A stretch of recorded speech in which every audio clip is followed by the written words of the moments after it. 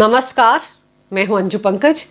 दिल्ली के पूर्व deputy CM Manish Sisodia को ईडी के मामले में जमानत नहीं मिल पाई है और उनकी जमानत याचिका को खारिज करते वक्त राउज एवेन्यू कोर्ट ने जो ऑब्जर्वेशंस दी हैं वो अपने आप में बहुत गंभीर है। ऐसे में मनीष सिसोदिया जब दिल्ली हाई कोर्ट का दरवाजा खटखटाएंगे तो क्या उन्हें राहत मिलेगी?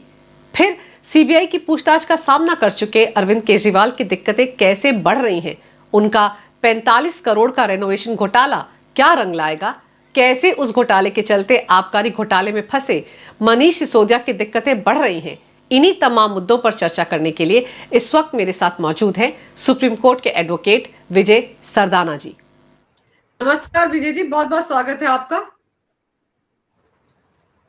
नमस्कार अंजू जी। बताइए कि मनीष सिसोदिया को पिछले 2 दिन में एक के बाद एक 2 बड़े झटके लग गए हैं। सीबीआई की तरफ से भी जो उसने अपने लिए याचिका दायर की थी वो भी खारिज हो गई और अब ईडी ने भी जो ईडी के केस में दायर की थी जमानत याचिका वो भी राउज एवेन्यू कोर्ट में खारिज हो गई। तो अब मनीष सिसोदिया के लिए दिक्कतें कितनी बढ़ने वाली हैं? देखिए अंजू जी, जहां तक बात है जो कोर्ट के डिसीजंस हैं, एज ए लॉयर मैं ये कह सकता हूं कि कोर्ट के डिसीजन डिपेंड करते हैं एविडेंस पे और आर्ग्यूमेंट्स पे कि उस एविडेंस को आप कैसे प्रेजेंट करते हो। अब इसमें 2 बातें, एक तो ये है कि जो भी एविडेंसेस हैं इन्वेस्टिगेटिंग अथॉरिटीज के पास वो इतने पुख्ता हैं कि उसको मनीष सिसोदिया के लॉयर्स काउंटर नहीं कर पा रहे। तो एक तो स्थिति ये है। दूसरी स्थिति ये है कि मनीष सिसोदिया खुद ये नहीं जस्टिफाई कर पा रहे हैं, कोर्ट को बता पा रहे हैं कि उन्होंने ये जो डिसीजंस लिए हैं ये किस आधार पे लिए और किस कानून के तहत लिए। क्योंकि समाज में और देश में कोई भी सिस्टम चलता है तो उसके कोई तौर तरीके होते हैं। और अगर मनीष सिसोदिया साहब बार बार जो ये कह रहे थे कि हम बेगुनाह हैं, कोई केस नहीं है, तो क्या मैं ये मानूं कि अगर मैं benefit of doubt Manish Sisodia को भी देना चाहूं तो क्या उनके वकील उनका केस ढंग से प्रेजेंट नहीं कर पा रहे? क्योंकि अगर वो इतने कॉन्फिडेंट थे कि उन्होंने कोई गड़बड़ काम नहीं किया है तो इसका मतलब ये है कि कहीं ना कहीं कम्युनिकेट नहीं कर पा रहे आप कोर्ट्स को, और या फिर आपको ये मानना पड़ेगा कि हाँ गड़बड़ हुआ है और जो कानून कहता है फिर वो सजा भुगतनी भी पड़ेगी। तो अभी तो क्योंकि प्रोसेस है, वर्क इन प्रोग्रेस है, आर्ग्यूमेंट्स चल रहे हैं, दोनों तरफ के एविडेंसेस और आर्ग्यूमेंट्स होंगे।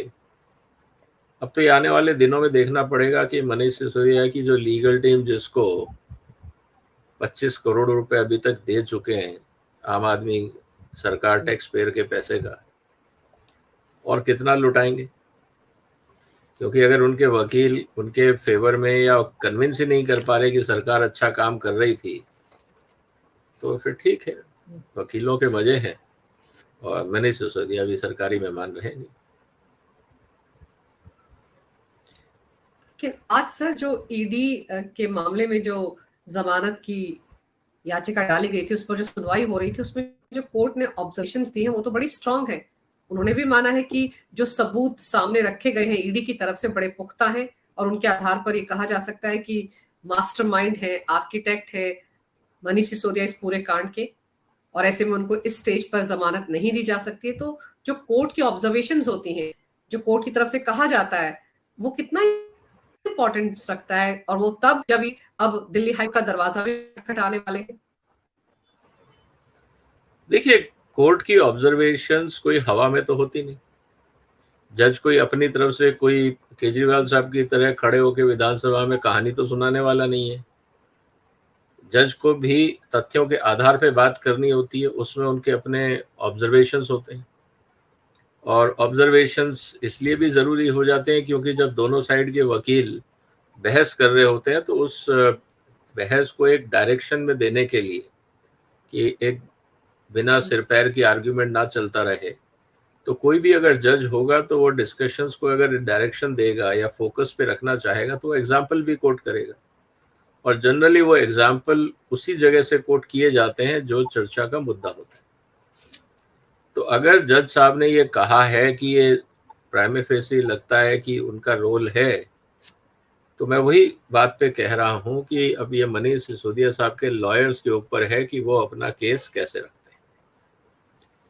क्योंकि अगर मनीष सिसोदिया साहब ने कोई गड़बड़ नहीं करी है तो लॉयर्स के पास कई तरीके के रास्ते होते हैं अपनी बात कहलवाने के, विद सपोर्टिंग डॉक्यूमेंट्स, एविडेंस और प्रोसीजर्स, प्रेसिडेंस, 50 चीजें होती हैं अगर आपने गलती नहीं करी है। और अगर आपने गलती करी है तो फिर आप कंफ्यूज करने की कोशिश करते हैं। सी, दो ही तरीके हैं लॉयर के पास, आइदर यू कन्विंस और यू कंफ्यूज। यही बात इन्वेस्टिगेटिव एजेंसीज के पास भी है, आइदर यू कन्विंस और कंफ्यूज। तो जिसके एविडेंसेस कन्विंसिंग होंगे पलड़ा उस तरफ जाएगा। अब उस आप बचाने के लिए you may try to confuse the situation. अब ये दोनों साइड के कैपेबिलिटी के ऊपर है कि आप किस तरह से अपने पॉइंट को रखते हैं, और बगैर एविडेंस के पॉइंट का तो कोई मतलब ही नहीं होता। अब आप ये कह ही नहीं सकते कि साहब क्योंकि चीफ मिनिस्टर ने बोला हम कट्टर ईमानदार हैं तो इसलिए सीबीआई और ईडी की इन्वेस्टिगेशन का कोई मतलब ही नहीं है। ये तो कोई एविडेंस होगा नहीं, क्योंकि सेल्फ सर्टिफिकेशन है और उस आदमी ने दिया है जो खुद कटघरे में आज। तो इस समय तो आम आदमी पार्टी की स्थिति बड़ी विचित्र है, क्योंकि एक बात आप ध्यान रखिएगा कि जिस तरह से इस समय पूरे देश में जो हंगामा मचा हुआ है केजरीवाल के शीश महल को लेके, आपको क्या लगता है जजेस ने नहीं सुना होगा? जजेस ने भी न्यूज सुनी होगी, हेडलाइंस देखी होंगी, आपस में बातें हुई होंगी। आपको क्या लगता है कि इस तरह की खबर आती हो तो जजेस की मानसिकता पे क्या प्रभाव डालेगी, पॉजिटिव या नेगेटिव? क्या वो अब मनीष सिसोदिया को अगर बेनिफिट ऑफ डाउट देना भी चाहते हो फॉर एग्जांपल, तो अब तो ये सोचेंगे यार ये तो वास्तव में ही घोटालेबाज होंगे, तो one has to be careful. ऐसा नहीं हो कि हम थोड़ा सा सिंपैथेटिक व्यू लेके और उनको बरी कर दें या कुछ बेल दे दें। इनका भरोसा नहीं है कल क्या खेल जाएंगे, तो बी केयरफुल। तो इन्वेस्टिगेशन एजेंसीज को अपना काम करने दीजिए। पता नहीं कितने और स्केलेटन हो इस कैबिनेट में, तो अभी बहुत कुछ होना बाकी, अभी तो बड़े बड़े नाम आने बाकी हैं। अभी तो फर्स्ट, जैसा मैं हमेशा कहा था कि अभी तक तो इकोसिस्टम को उन्होंने टैप किया है।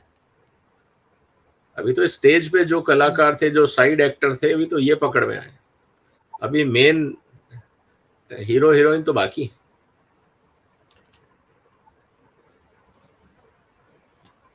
लेकिन ये जो हीरो हीरोइन है जिनकी तरफ आप इशारा कर रहे हैं, वो तो जब 56 सवालों के जवाब देकर आए थे तो बोले थे कि घोटाला तो हुआ ही नहीं है।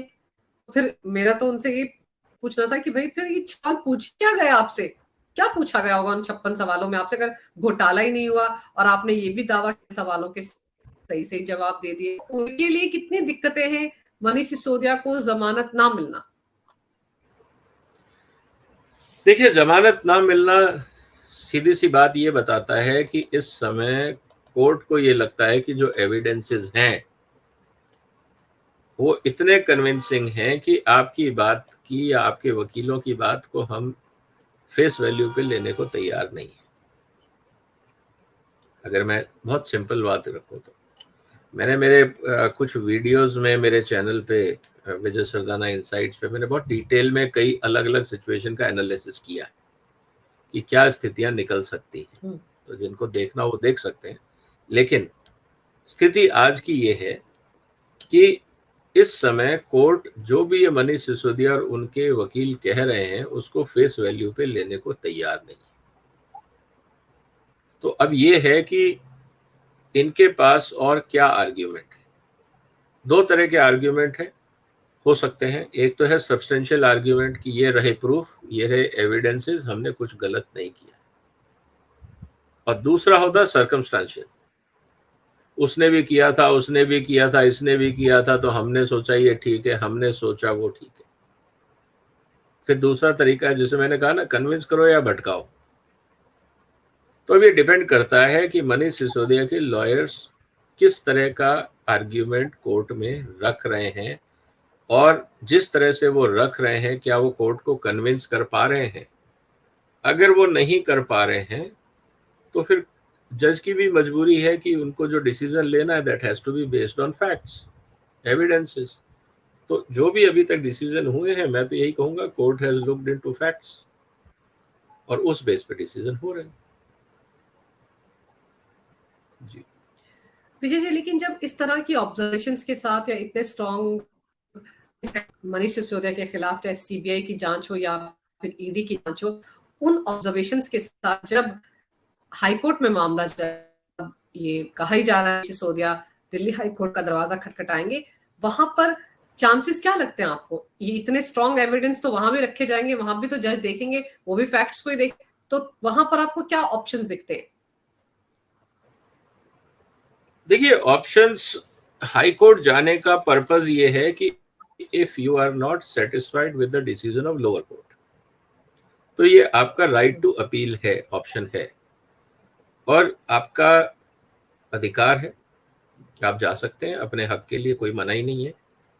लेकिन आप क्या आर्ग्यूमेंट लेके जाएंगे? क्या आपके पास कोई ऐसा नया आर्ग्यूमेंट है जो लोअर कोर्ट ने कंसीडर नहीं किया?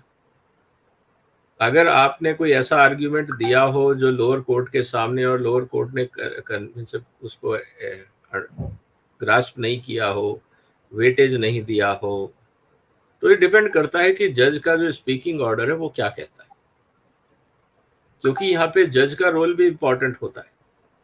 अगर जज ये कहेगा कि इनके वकीलों ने ये 50 तरह के आर्ग्यूमेंट रखे, I have looked into all of them and I found not acceptable या नॉट कन्विंसिंग, आइदर वे, उस समय हाई कोर्ट में जाके इनके वकीलों को ये बताना पड़ेगा कि लोअर कोर्ट के जज की अंडरस्टैंडिंग में कहाँ कमी रह गई, किस बात को वहां के लोअर कोर्ट के जजेस ने एनफ वेटेज नहीं दिया या उसको नहीं कंसीडर किया, ये तो बताना पड़ेगा ना। ये तो काम नहीं चलेगा कि साहब लोअर कोर्ट ने रिजेक्ट कर दिया इसलिए हम आ गए, तो हाई कोर्ट कहेगा वेरी गुड, तो बताइए क्या कहना है, क्योंकि पूरी फाइलें हाई कोर्ट भी जाएंगी, हाई कोर्ट के जजेस और उसको बारीकी से समझते हैं इस बात को, और अगर उनको लगता है, और जिस तरह के एविडेंसेस चल रहे हैं इस समय, तो बहुत, मैंने कहा ना कि इस समय जो मनीष सिसोदिया के लिए जो सबसे घातक जो चीज हो गई है वो केजरीवाल का शीश महल कांड, क्योंकि इससे जो अभी तक एक ये चल रहा था कि केंद्र सरकार इनको तंग कर रही है तो किसी ना किसी तरह का रिलीफ मिलना चाहिए, वो सिंपैथी वेव खत्म हो गई। आप इस बात को समझिए। और जब आपके माइंडसेट में लगता है कि नहीं यार ये तो वास्तव में कुछ गड़बड़ वाले लोग हैं, तो आप भी वेंचर आउट नहीं करते। अगर मैं थोड़ा एग्रेसिवली 2 कदम चलता तो मैं भी अब थोड़ा सा संभल के चलूंगा कि यार इनका पता नहीं अगला कबर्ड में कहां से कौन सा स्केल्टन निकल जाए।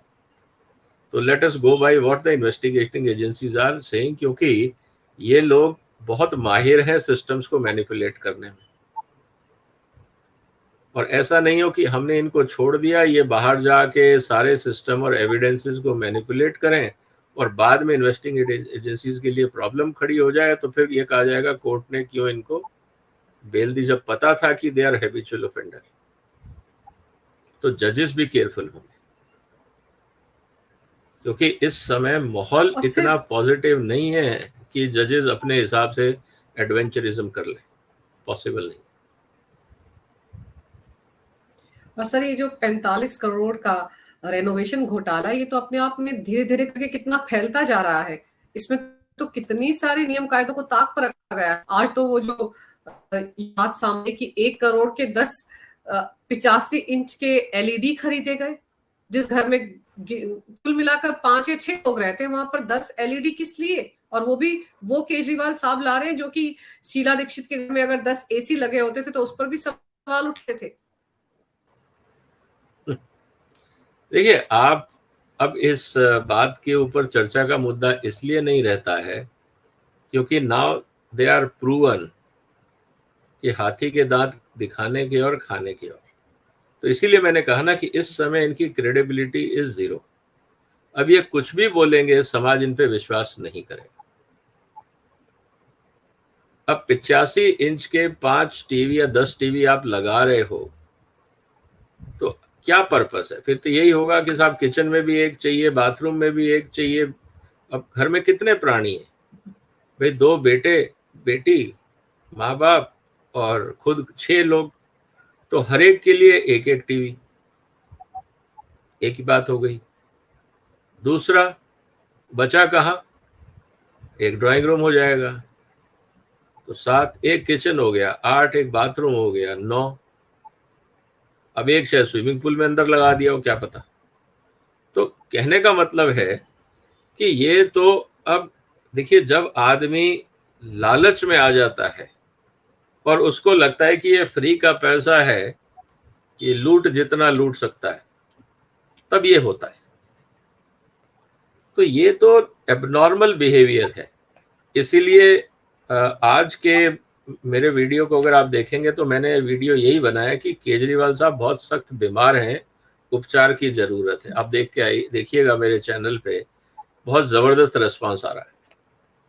तो कहने का मतलब ये है कि मैंने उस पूरे इनकी मानसिकता का विश्लेषण किया है और इस समय वास्तव में स्थिति बहुत गंभीर है। मुझे ऑनेस्टली लग रहा है कि केजरीवाल साहब एक मानसिक रोगी की दिशा में बढ़ते जा रहे हैं। I am honestly telling, it's not a normal behaviour. वो मानेंगे नहीं इस बात को लेके, लेकिन ह्यूमन साइकोलॉजी और ह्यूमन बिहेवियर को अगर आप समझते हैं या पढ़ते हैं तो he is not a normal human being. There is some serious abnormality in his behaviour. वो आपको इसलिए लग रहा है क्योंकि जो कहते थे वो किया नहीं, मतलब 8-10 साल पहले जिस तरह की बातें वो भ्रष्टाचार को लेकर करते थे। आप ये देखो ना, जो उनका बंगला 4 एकड़ में फैला हुआ है, पीछे के बहुत सारे IAS ऑफिसर्स के घर पर वो भी तोड़वाने का नोटिस जारी कर दिया गया कि 7.5 एकड़ का बंगला बनाया जाए। और फिर आप सोचिए, शीला दीक्षित का तो कुल मिलाकर शायद 1 एकड़ का ही बंगला था, उसपे भी इतने सवाल उठाते थे कि बिजली का बिल कौन देगा। तो अब तो उनसे पूछा जाना चाहिए कि भाई आपके घर का बिजली का बिल कौन दे रहा है? अब इतना नहीं, देखिए विरोधाभास है, मतलब शायद हमने किसी भी राजनेता को नहीं देखा होगा जिसकी बातों में इतना विरोधाभास होगा। देखिए, मेरा यही कहना है कि आप केजरीवाल साहब को ये मान के चलिए कि उनको ये डेस्परेशन हो गया है। अब उनको कहीं ये दिमाग में बात घुस गई है कि मैं इस समय सुप्रीम हूं और मेरे पास सारी पावर है, मेरा कोई कुछ बिगाड़ नहीं सकता और मैं जो चाहूंगा करूंगा, मैं दिल्ली का राजा हूं। वो तो उन्होंने विधानसभा में खड़े होके भी बोला था। तो जब आदमी की मानसिकता इतनी विकृत हो जाए और वो सारे कायदे कानून तोड़ने लग जाए, और एक तरफ जिन लोगों की और जिस मंत्री की मदद से उन्होंने सारे घोटाले किए वो जेल में है। अब आप समझिए, जिस जिस मंत्री का इन्होंने अपने उपभोग में इस्तेमाल किया वो सब आज जेल में। और अब तो ये समझिए कि इस इन्वेस्टिगेशन जब ये चलेगी वो मंत्री और फंसेंगे, क्योंकि वायलेशन ऑफ गाइडलाइंस है। तो ये तो बैठे बैठाए रोज केजरीवाल साहब अपने दोस्तों को फंसाए जा रहे हैं। अब तो इनके आसपास जितने मंत्री हैं और भगवंत मान या बाकी जितने भी लोग हैं, अब उनको सतर्क हो जाना चाहिए कि जितने इंस्ट्रक्शंस केजरीवाल ने दिए हैं उसको पहले अपनी ब्यूरोक्रेसी को बोले कि भैया इसको देख लो, अगर ये उचित है तो हम करेंगे, अगर नहीं है तो हम नहीं करेंगे। हम केजरीवाल को बोल देंगे सॉरी बॉस, नहीं हो सकता, क्योंकि नहीं तो कोई फर्क नहीं पड़ेगा, जेल आप जाओगे। तो कहने का मतलब बहुत सिंपल है कि इस समय स्थिति बड़ी गंभीर है और जो आज तक आप और हम सोचा करते थे स्थिति वो नहीं है। तो ये बातें हमें समझनी होंगी और जब तक हम इन बातों को नहीं समझेंगे तब तक इस तरह की गलतियां होती रहेंगी और ये गलतियां उन्हीं के लिए घातक है। दोस्तों नमस्कार। तो ये बात हमें समझ।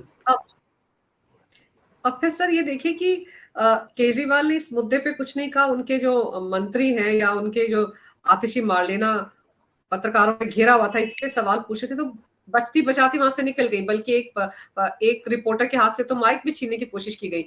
लेकिन आप सोचिए कि ये वो लोग हैं जो हर छोटे बड़े मुद्दे पर प्रेस कॉन्फ्रेंस करते थे, इतनी बड़ी बड़ी बातें करते थे। कल राघव चड्ढा ने कहा था ना कि वो एक बहुत बड़ा दिल्ली में आंदोलन करने जा रहे हैं चौथी पास राजा के खिलाफ। आप देखिए आज टाइम टाइम फिस हो गया, कोई भी नहीं पहुंचा उसके लिए।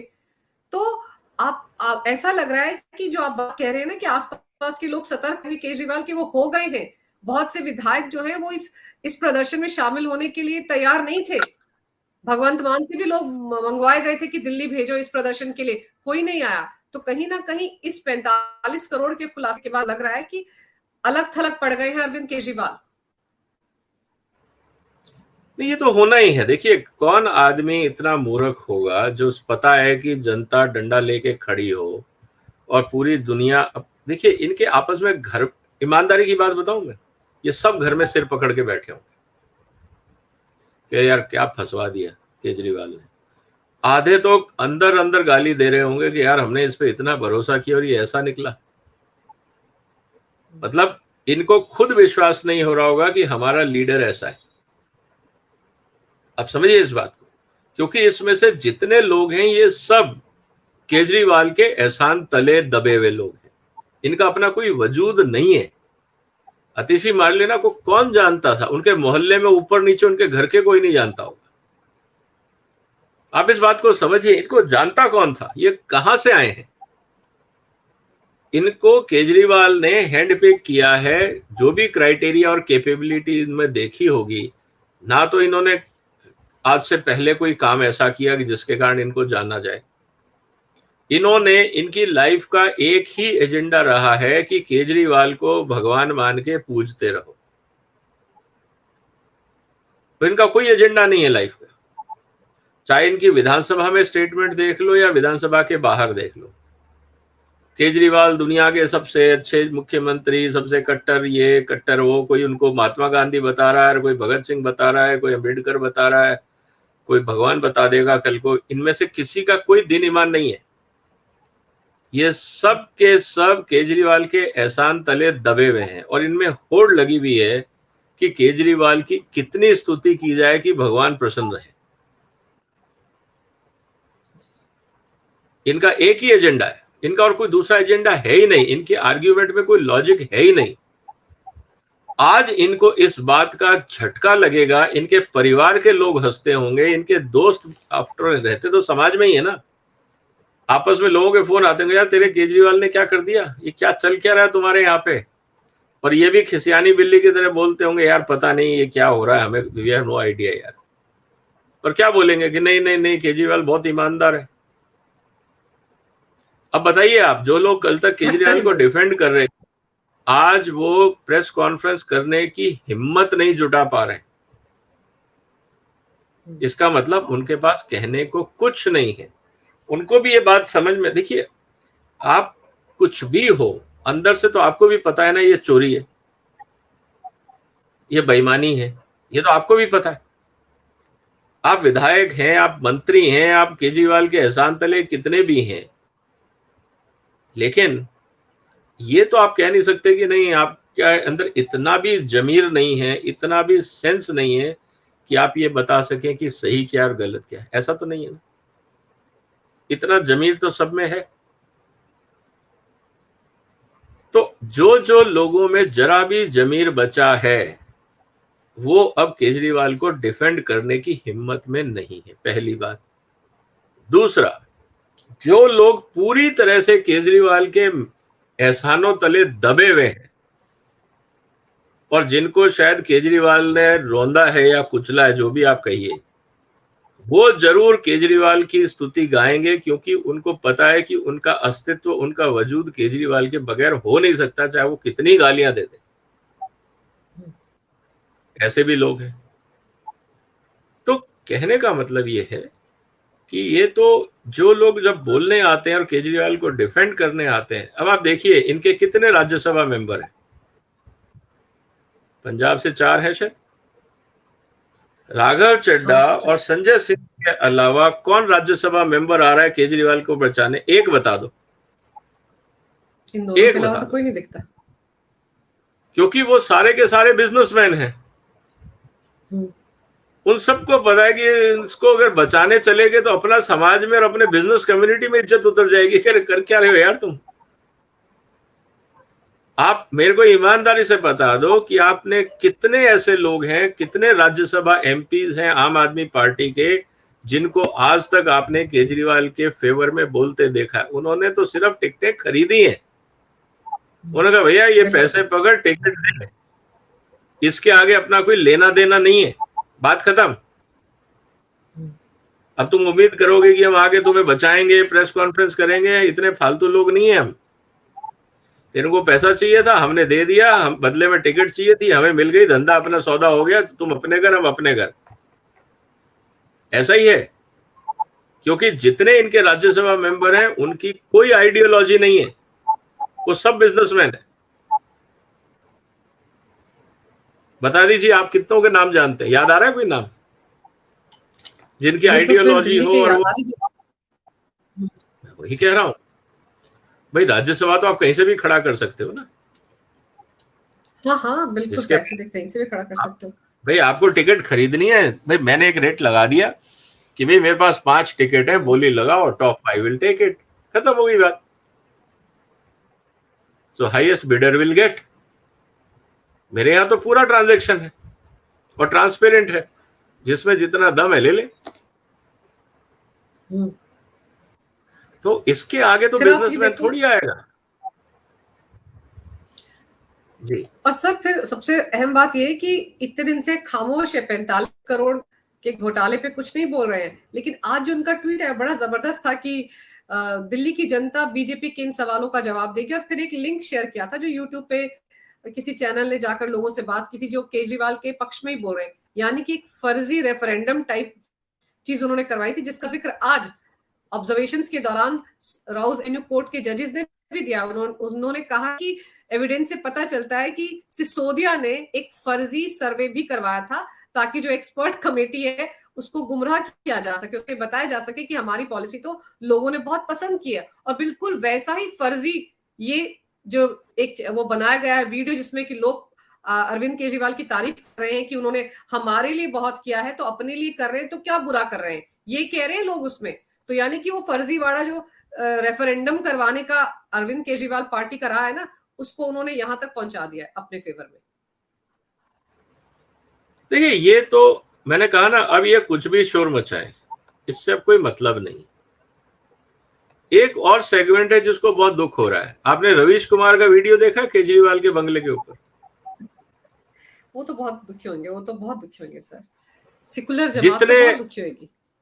मैं वही कह रहा हूं, क्योंकि उनका जो पॉलिटिकल गॉडफादर था, जिसकी वो एक उनको मूर्ति बना के पूजा करते थे कि यार इसको हम मोदी का रिप्लेसमेंट क्रिएट करवाएंगे, आज वो सब खामोश हैं।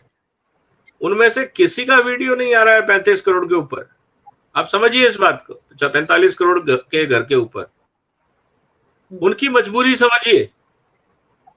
वो आज भी घूम घूम के मोदी की स्पीच में से गलतियां ढूंढ ढूंढ के कर रहे हैं। उनको दिल्ली के इस घोटाले का भनक ही नहीं है। ये सब जागरूक पत्रकार हैं जिसकी चर्चा पूरी दुनिया कर रही है, उनके लिए ये इंपॉर्टेंट न्यूज नहीं है। तो इस तरह के रेफरेंडम, इस तरह के डॉक्यूमेंटेशन, इस तरह के पत्रकारिता, तो आपको पता लगता है ना कि इन लोगों का कोई अस्तित्व नहीं है, ये सब एजेंडाधारी हैं। तो अब इस तरह का, चाहे वो रेफरेंडम हो चाहे कोई और हो, ये तो चलेगा। लेकिन दुख की बात यह है कि अब कंट्रोल्ड मीडिया नहीं है कि केजरीवाल साहब चाहें कि सोशल मीडिया चुप हो जाए, यूट्यूब चुप हो जाए, आप और हम बात नहीं करें, मुश्किल है। आज डेमोक्रेसी पूरी ताकत से जनता के हाथ में है। आप समझिए कि सुप्रीम कोर्ट के जब चीफ जस्टिस ये बोलते हैं कि सोशल मीडिया का असर जजेस के ऊपर भी पड़ता है, तो इसका मतलब क्या है? पावर दिख रही है। कभी भी ये आपने नहीं सुना होगा कि पार्लियामेंट्री डिबेट का असर जजेस पे पड़ रहा है। कभी आपने सुना है? नहीं सुना। नहीं तो नहीं सुना ना। लेकिन सोशल मीडिया में जो चल रहा है उसका असर जजेस पे पड़ता है, चाहे आप उसको ट्रोलिंग बोलो, चाहे पब्लिक ओपिनियन बोलो, या फ्रीडम ऑफ एक्सप्रेशन बोलो। तो ये जो पावर है, इसको अब आप रोक नहीं सकते। It's a new world order. तो अब आपके पास एक ही ऑप्शन है कि आप सही काम करें, क्योंकि गलत काम करने वाले के ऊपर दुनिया भर के एविडेंसेस और लांछन। अब देखिए मजे की बात ना, आपको क्या लगता है ये घर क्या लोगों की मेमोरी से हट जाएगा? रहेगा। अगर मान लीजिए, मैंने एक और वीडियो में एक बात प्रपोजल रखा है मेरे एक वीडियो में, अगर आप देखें कि केजरीवाल के बंगले के रहस्य, ठीक है, उसमें मैंने एक बड़ी इंटरेस्टिंग बात की, आपके दर्शकों को पसंद आएगी। मैंने कहा कि अगर कल को मान लीजिए केजरीवाल साहब सत्ता से हटते हैं, और ये अपने आप को महात्मा गांधी कह रहे थे, महात्मा गांधी का साबरमती आश्रम म्यूजियम की तरह रखा हुआ है कि महात्मा गांधी जी कैसे रहते थे। अगर मान लीजिए गलती से मैं चीफ मिनिस्टर बन जाता हूं, गलती से, हालांकि मैं पॉलिटिक्स में नहीं हूं, अगर गलती से बन जाता हूं तो मेरे लिए तो बहुत आसान है केजरीवाल को खत्म करना। मैं इस पूरे इनके बंगले को प्रिजर्व कर दूंगा कि दिल्ली का चीफ मिनिस्टर जो आम आदमी पार्टी से था वो ऐसे रहता था, और 10 रुपए या 50 रुपए की टिकट लगाओ, जाओ घूमो अंदर, म्यूजियम बना दूंगा मैं। ये पूरी जिंदगी नहीं निकल पाएंगे इस जंजाल से। आप समझे मेरी बात? बिल्कुल। ये पूरी जिंदगी इनके पॉलिटिकल कैरियर पे ये धब्बा लग गया, ये नहीं मिटने वाला। लालू प्रसाद जी ने चारा घोटाला आज तक उन पे चिपका हुआ है, 40 साल हो गए। केजरीवाल साहब कैसे बच जाएंगे? और ये तो चारा घोटाला उस समय की मैं बात कर रहा हूं जब सोशल मीडिया नहीं था, तो लोगों को याद है। आज तो कम से कम 10,000 वीडियो डाल दिए होंगे जनता ने केजरीवाल का शीश महल टाइटल से। ये दुनिया में इतिहास से कहीं हटने वाला नहीं है। और आपको क्या लगता है पॉलिटिकल पार्टीज जो भी जितने भी इनके भाषण रहे हैं पुराने, क्या लोग उनको भूल जाएंगे? सब लोग उसके अंदर आ रहे हैं सोशल मीडिया। भाई यही तो क्रिएटिविटी है, पावर ऑफ टेक्नोलॉजी है। आज आप एक लूज बॉल फेंको, वो पूरी जिंदगी छक्के पड़ते हैं उस पर, आपको मुंह छुपाने की जगह नहीं पड़ती। इसलिए बहुत सोच समझ के बोलना पड़ता है आज की दुनिया में। तो power of technology and role of information बहुत बदल गया है, लेकिन अनफॉर्चुनेटली हम लोग नहीं बदल रहे हैं। ये अभी भी पुरानी मानसिकता है। इनको लगता था हम मैनेज कर लेंगे। अरे यार, तुम मैनेज ऑफिस के अंदर करोगे ना, ऑफिस के बाहर और कितनों को मैनेज कर लोगे? मान लीजिए आज मैंने वीडियो बना के डाला, 50,000 लोगों ने देख लिया, लेकिन वो वीडियो रहेगा ना अगले चुनाव तक? बिल्कुल, वो लोग सर्च करेंगे, फिर मिले भाई, लोग सर्च करते रहेंगे, ढूंढते रहेंगे, करते रहेंगे, चलता रहेगा ये। तो होगा क्या? तो कहने का मतलब ये है कि ये चुनाव अब वो भाषणों से सेट नहीं होने वाले हैं। अब अगर नेता ये सोचते हैं कि हम एजेंडा सेट करेंगे, अब वो नहीं होता, जनता सेट करती है। वो जमाना गया। आप तो पत्रकारिता से हैं, आपको पता है एडिटर पहले हेडलाइन बताते थे, आजकल जनता बताती है हेडलाइन क्या होनी चाहिए। एडिटर का रोल खत्म हो गया। Editor is reduced to proof reader. अगर आप मेरे से पूछते हो तो एडिटर का काम सिर्फ प्रूफ रीडिंग तक रह गया है, इसके आगे कोई रोल नहीं बचा एडिटर्स का। या ज्यादा से ज्यादा आप एडमिनिस्ट्रेटिव हेड हो जाएगी, किसको छुट्टी देनी है, किसकी लीव एप्लीकेशन पास करनी है, जो एक एडमिनिस्ट्रेटिव क्लर्कों का काम होता है। एडिटर का रोल भी खत्म हो गया आज की दुनिया में। और ऐसा लग रहा है सर कि ये जो घोटाला है ना 45 करोड़ का, बाकी घोटालों में तो अरविंद केजरीवाल ने बड़े शातिराना तरीके से अपने दस्तखत नहीं किए। आबकारी घोटाले में वो जो पॉलिसी है उस पर भी उन्होंने कहा कि उनका तो कोई लेना देना ही नहीं है। बाकी घोटालों से वो कन्नी काटते रहे, क्योंकि बड़े अच्छे तरीके से उन्होंने खुद को कोई डिपार्टमेंट दिया ही नहीं। लेकिन ये एक ऐसा घोटाला है जिससे वो मुकर ही नहीं सकते। और जो ये मैं जिस ट्वीट की मैं बात कर रही थी, जिसमें उन्होंने कहा था कि दिल्ली की जनता जवाब देगी बीजेपी को, उसमें एक तरह से उन्होंने मान लिया है कि 45 करोड़ उन्होंने खर्च किए रेनोवेशन पे। तो फिर तो आप सोचिए कि ये एक ऐसा घोटाला है जिससे वो इनकार ही नहीं कर पाएंगे। सीधे सीधे उनके घर की रेनोवेशन हुई है, इसलिए ये उनके लिए ज्यादा घातक है। केजरीवाल साहब अभी नजरबंद है। हाँ, बाहर नहीं आ रहे, वो शीश महल के अंदर ही है। हाँ, अभी उनको पता नहीं दुनिया उनके बारे में क्या सोच रही है। वो आज भी इस गलत फहमी में है कि जनता में उनकी इमेज वही है जो पहले थी। उनका ग्राफ बहुत तेजी से नीचे गया है। अब ये तो उनको कोई बताएगा नहीं। उनको तो लोग यही कहते होंगे कि यार ऐसा है कि सर बीजेपी वाले हंगामा कर रहे हैं, कोई बात नहीं, थोड़े दिन में डाई डाउन हो जाएगा, यही चलेगा। उनके जो आसपास की मंडली है ना, वो उनको यही समझा रही होगी, सर कोई बात नहीं, आप 10 दिन रुक जाओ अंदर, कुछ करने की जरूरत नहीं है, देखना अभी कुछ और बड़ा कांड होगा, हम उसको मुद्दा बनाएंगे और ये मुद्दा पीछे हो जाएगा, सिर्फ हफ्ते 2 हफ्ते की बात है, आप बस कूल डाउन करिए, शांति बनाए रखिए। क्योंकि रवीश कुमार ने तो उस पर स्टोरी बनाई नहीं, तो इसका मतलब this is not A important story, है ना। जो इनके गैंग ने अगर स्टोरी नहीं बनाई है तो इसका मतलब this is not an important story. और लोगों की मेमोरी वैसे ही छोटी होती है, तो लोग भूल भाल जाएंगे, सर आप चिंता मत करो। और इसीलिए केजरीवाल साहब ने अपने आप को नजरबंद कर लिया।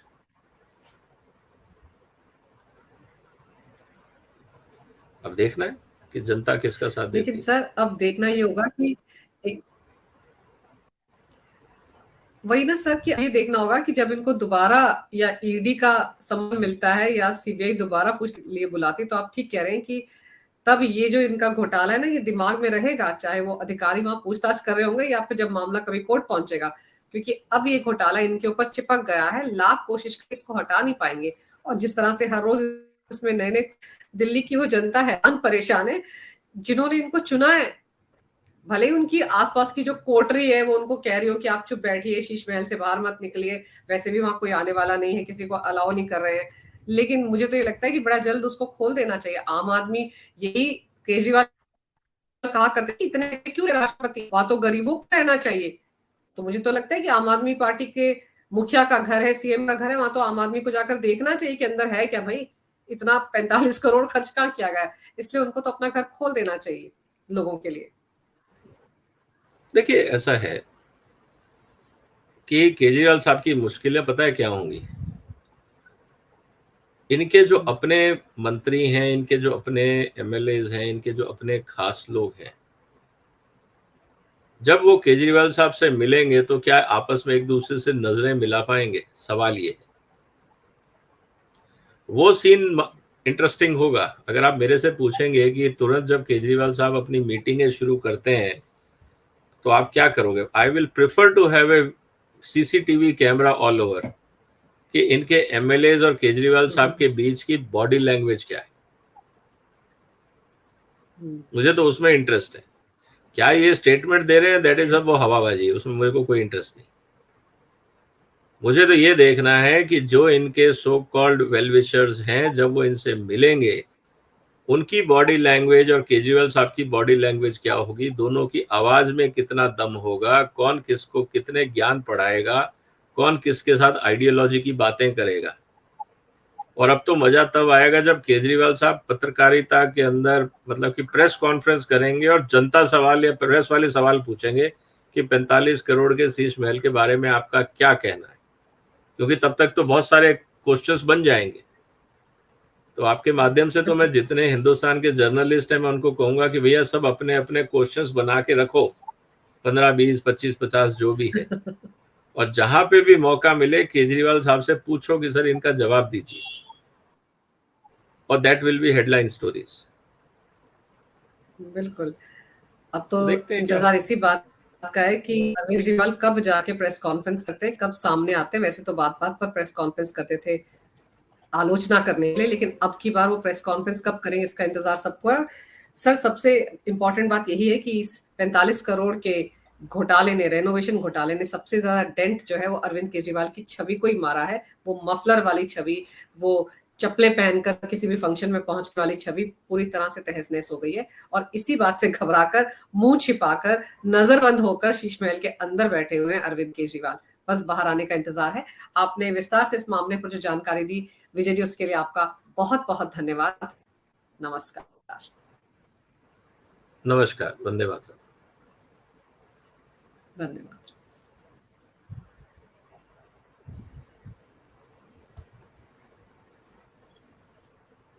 Thank you ji.